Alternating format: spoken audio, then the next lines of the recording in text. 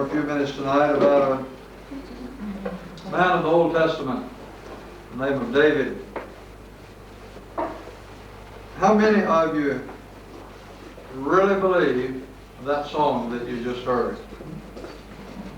How many of you really believe that? That Jesus Christ could come today?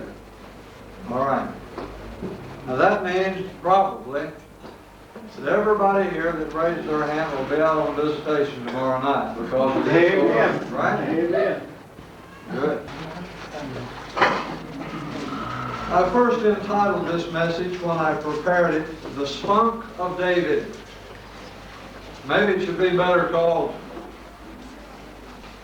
Is There Not a Cause? I think we need the spunk and the grit of David in order to rally to the cause.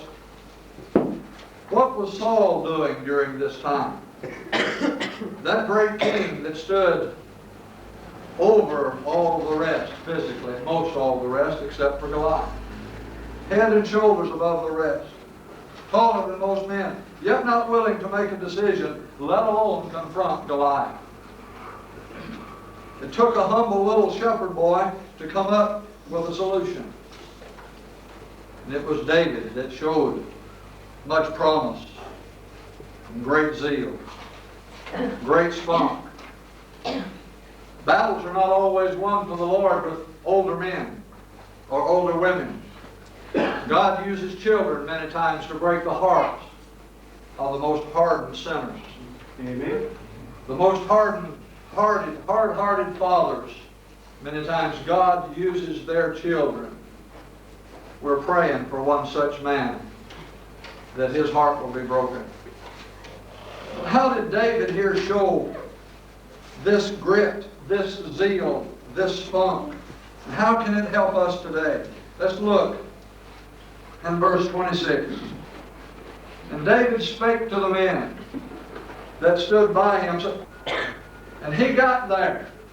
And all of this conflict was going on. And David spake to the men that stood by him, saying, What shall be done to the man that killeth this Philistine, and taketh away the reproach from Israel?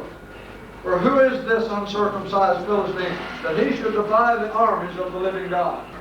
And Eliab, his eldest brother, heard when he spake, and he said, Why camest thou down hither, and with whom hast thou left those few sheep in the wilderness?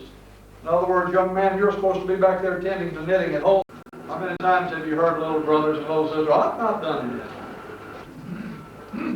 yet? Is there not reason for someone to be here and to do something? A lot of young people, by the way, are faithful.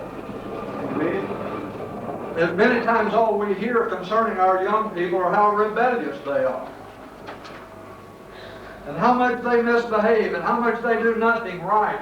When many times it's the young people that are doing what's right. And when the words were heard which David spake, they rehearsed them before Saul. So he was around, wasn't he, somewhere off in his tent. And he sent for him. Well, I've been listening to this young man, he said. Maybe I can learn something from him. I just want to hear what foolishness that he might have to say. Well, he reminded Saul's army of some things there that day, did he not? He was the only one that spoke with purity. He was the only one that spoke with confidence. He was the only one that spoke with any faith in the living God. Know Jesus Christ and Him crucified. Amen. That's the gospel. That's where souls are saved. That's where faith is built. That's where preaching comes from. Matter of fact, preachers here tonight, there's never a time, I think, that we stand before a group of people that the death, burial, and crucifixion of Christ should not be mentioned. Amen. If not the very core of that message on that particular day. Mm-hmm.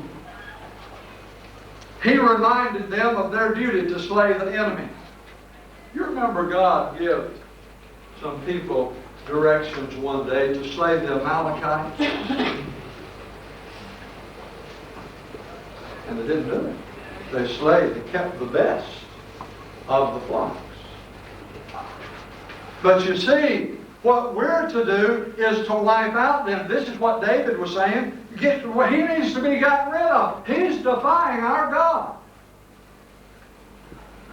He reminded them also, see, they didn't like to hear this. He reminded them of their duty to be faithful to God. How many parents here tonight could say possibly that their children have ever said, Mom, Dad, why are you not in church? I thought we were supposed to go, Mom. I don't see that there's anything really. Maybe they didn't say that just like, but you know exactly that they knew. Oh, it just didn't feel good. And the child knows full well that you felt good, that there was no reason for you not to be in church. You see a lad going up before the armies of Israel and saying, what's wrong here?